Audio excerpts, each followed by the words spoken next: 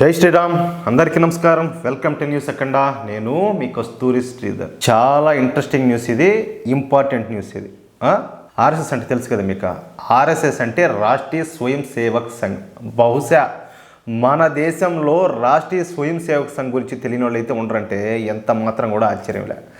నికార్సైన భారతీయుల కంటే సూడో సెక్యులర్లకు, మత ఛాందసవాదులకే, ఎవరు హిందూ వ్యతిరేకులు ఉంటారు కదా, వాళ్లకు ఈ ఆర్ఎస్ఎస్ గురించి ఎక్కువగా తెలిసి ఉంటుంది మన వాళ్ళకంటే. నిజానికి క్రమశిక్షణ కలిగి దేశం కోసం పనిచేసే అతిపెద్ద జాతీయవాద సంస్థ ఆర్ఎస్ఎస్ మాత్రమే. అయితే ప్రస్తుతం బంగ్లాదేశ్లో జరుగుతున్నటువంటి పరిణామాల గురించి అందరికీ కూడా తెలిసిందే. ఆ నరరూప రాక్షసుల మధ్య హిందువులు ఏ విధంగా బతుకుతున్నారో తలుచుకుంటామంటేనే ఒళ్ళు అయితే జలజరిస్తుంది. అర్థమైందా? గత 5 నెలల కాలం నుంచి ప్రతిరోజు కూడా హిందువులపైన ఈ జిహాదీలు అయితే దాడులు చేస్తూనే ఉన్నారు. దీంతో మొదటిసారి ఈ విషయంపైన రాష్ట్రీయ స్వయం సేవక్ సంఘ్ స్పందించింది. ఈ సందర్భంగా ఆర్ఎస్ఎస్లో ఉన్నటువంటి పెద్దలు మాట్లాడుతూ మొదటిసారి ఇస్లామిక్ ఫండమెంటలిస్ట్స్ అని ఆ పదాన్ని వాడినారు. నిజానికి ఆర్ఎస్ఎస్ ఎప్పుడు కూడా ఏ జాతిని, ఏ మతాన్ని పేరు పెట్టి మాట్లాడదు. కానీ బంగ్లాదేశ్లో పరిస్థితులను చూసిన తర్వాత కట్టుకోలేకపోయినటువంటి ఆర్ఎస్ఎస్ పెద్దలు మొట్టమొదటిసారి ఇస్లామిక్ ఫండమెంటలిస్ట్స్ అని పదాన్ని వాడినారు. మొట్టమొదటిసారి ఇస్లామిక్ అనే పదాన్ని ఆర్ఎస్ఎస్ ఉపయోగించిందంటే బంగ్లాదేశ్లో పరిస్థితులు ఎంత దారుణంగా, ఎంత భయానకంగా, ఎంత ఘోరంగా ఎట్లున్నాయో దాన్ని బట్టి మీరు అర్థం చేసుకోవచ్చు. ఈ సందర్భంగా ఆర్ఎస్ఎస్ అయితే ఒక ప్రెస్ నోట్ ఒకటి రిలీజ్ చేసింది. ఆ నోట్లో మన రాష్ట్రీయ స్వయం సేవక్ సంఘ్ పూర్తి స్థాయిలో ఈ బంగ్లాదేశ్ హిందువులకు మద్దతును ప్రకటించింది. కేంద్ర ప్రభుత్వం ఈ విషయంలో మరింత చొరవ తీసుకోవాలని చెప్పేసి కోరింది. అదేవిధంగా బంగ్లాదేశ్ హిందువులకు సాయం చేయడానికి తాము కూడా సిద్ధంగా ఉన్నామని ఆర్ఎస్ఎస్ అయితే తెలియజేసింది. బంగ్లాదేశ్ హిందువులను కాపాడడం కోసం ప్రపంచవ్యాప్తంగా ఉన్న అన్ని దేశాల మద్దతును కూడా కేంద్ర ప్రభుత్వం కూడగట్టాలని చెప్పేసి ఆర్ఎస్ఎస్ కోరింది. ఇక ఈ విషయంలో కేంద్ర ప్రభుత్వం ఎటువంటి చర్యలు తీసుకున్నప్పటికీ కూడా తాము పూర్తి స్థాయిలో సహాయ సహకారాలు అందిస్తామని చెప్పేసి ఆర్ఎస్ఎస్ పేర్కొనడం ఇక్కడ గమనార్హం.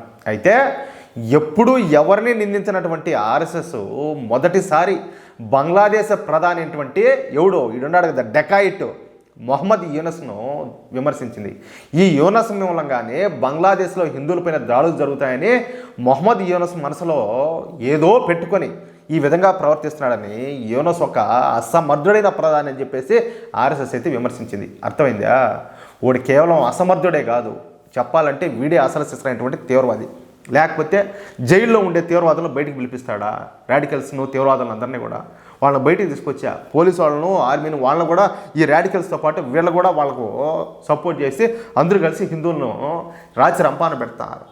ఆడబిడ్డల్ని దారుణము కుక్కలు చింపని విస్తరణ చేస్తున్నారు ఆడవాళ్ళ జీవితాలని. పెళ్లిగాని ఆడపిల్లలని అయితే బలవంతంగా ఎత్తుకొని పోయి మతం మార్చి మరీ పెళ్లి చేసుకుంటారు.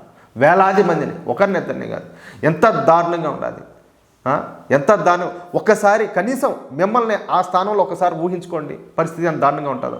మోగాళ్ళను కొట్టిరి, చంపితిరి, ఆస్తులన్నింటిని లూటీ చేసిరి, వ్యాపారాలను ధ్వంసం చేసిరి, ఏమున్నాయో ఎత్తుకొని పోతిరి, ఆడవాళ్ళనేమో అమాజ్ చేసిరి, పసిబిడ్డలను కూడా చూడకపోతిరి. ఎంత దారుణంగా ఉండాలి ఊహించుకోండి. పరిస్థితులు ఎలా ఉంటాయో మిమ్మల్ని ఒకసారి ఆ స్థానంలో పెట్టుకొని ఊహించుకోండి. రేపు ఆ బతుకు మీకు రాకుండా చూసుకోండి. అది చెప్పేది. అర్థమైందా? మొత్తానికి ఎప్పుడు ఏనాడు ఏ మతాన్ని ఎవరిని నిందించినటువంటి ఆర్ఎస్ఎస్ వాళ్ళు ఈ మారి మాట్లాడినారంటే వాళ్ళకే కోపం వచ్చిందంటే బంగ్లాదేశ్లో పరిస్థితులు ఎంత దారుణంగా ఉన్నాయో దాన్ని బట్టి మీరు అర్థం చేసుకోవచ్చు. అర్థమైందా? అది పరిస్థితి. మీకు ఈ న్యూస్ నచ్చితే, అదేవిధంగా నేను చెప్పింది కరెక్ట్ అని చెప్పి మీరు భావిస్తే ఈ న్యూస్ నలుగురికి షేర్ చేయండి. అలాగే తప్పనిసరిగా ఈ వీడియో చూసినటువంటి మిత్రులందరూ కూడా మీ యొక్క అమూల్యమైన అభిప్రాయాలను కామెంట్ రూపంలో తప్పనిసరిగా తెలియజేయండి. జై శ్రీరామ్.